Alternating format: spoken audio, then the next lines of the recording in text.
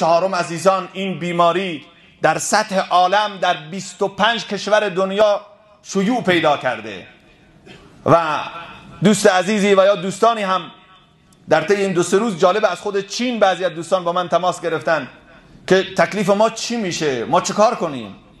من به اون عزیزان و به شما دوستان هم عرض میکنم، پیامبر صلی الله علیه و سلم میفرمایند که اگر انسان در سرزمینی بود و بیماری شیوع پیدا کرد، از اون سرزمین فرار نکنه، اونجا ثابت قدم بیسته و این دعا رو بخونه. این دعا رو حتما عزیزان یادداشت کنید. پیامبر صلی الله علیه و سلم این دعا رو میخوندن: اللهم انی اعوذ بک من البرص والجنون والجذام و من سیء الاسقام.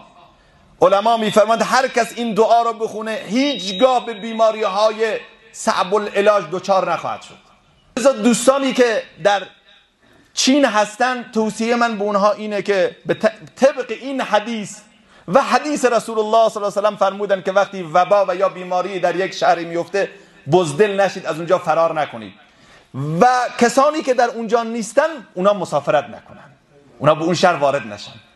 و به شما عزیزانم عرض میکنم حتما این دعا رو بخونید هر صبح و شام، خودتون، بچه هاتون.